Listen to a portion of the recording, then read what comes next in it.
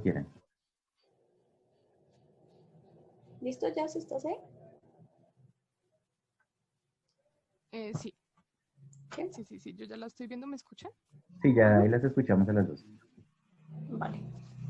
Bueno, nosotros tenemos un equipamiento de educación superior pública con enfoque socioambiental en la localidad de Suba.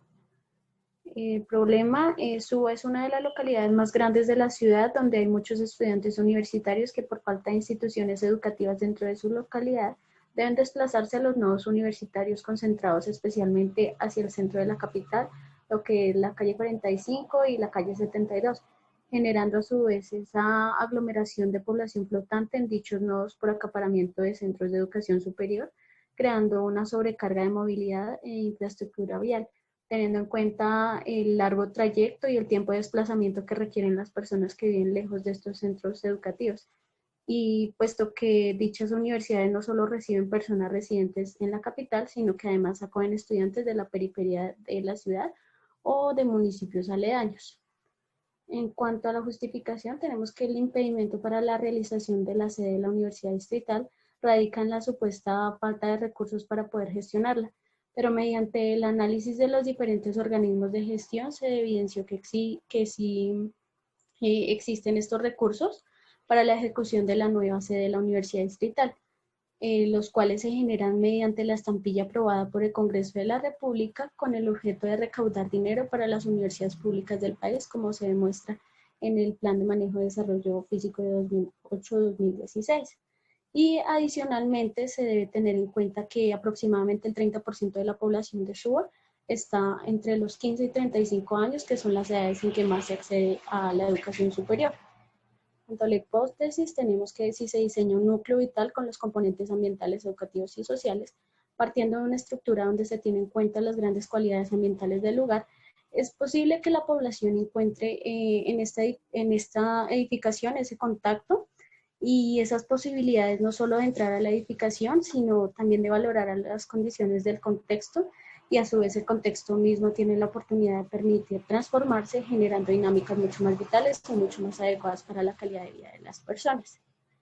El objetivo general es diseñar un equipamiento a partir del concepto de adentro hacia afuera, aplicado a la educación superior pública con el fin de dar una oportunidad de mejora a la localidad de Suba, teniendo en cuenta las diferentes poblaciones que requieren este servicio. En cuanto al marco histórico, se establece en la línea del tiempo a nivel de desarrollo y evolución el concepto de educación superior en Colombia.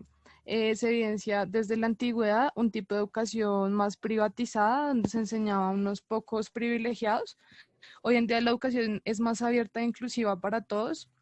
Esto se ve reflejado no solo en la forma de enseñanza, sino también en los espacios destinados para este fin. A nivel del territorio se evidencia que Suba ha surgido como un lugar de habitantes indígenas con terrenos de usos agrícolas y ganaderos debido a la abundancia de recursos naturales como el agua. Por eso fue que se fue transformando luego de la colonización, donde se empezó a urbanizar desenfrenadamente hasta el borde que conocemos hoy en día entre la zona rural y urbana. Listo.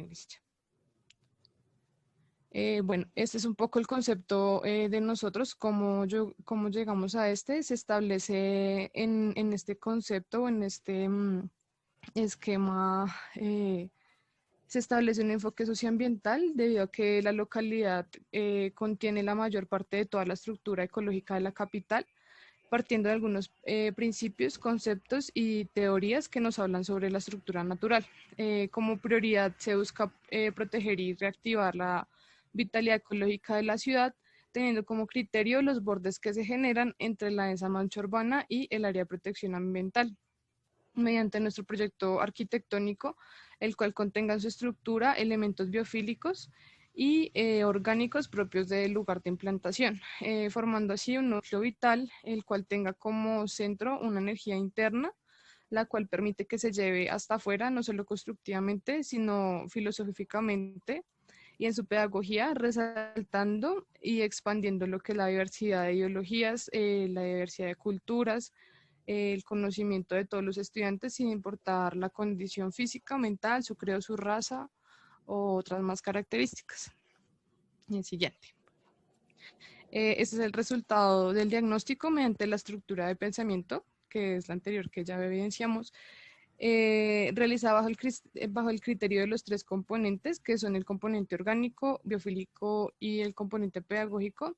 Se estudian tres lugares de SUA, se estudia el centro fundacional, la periferia urbana y la periferia rural urbana.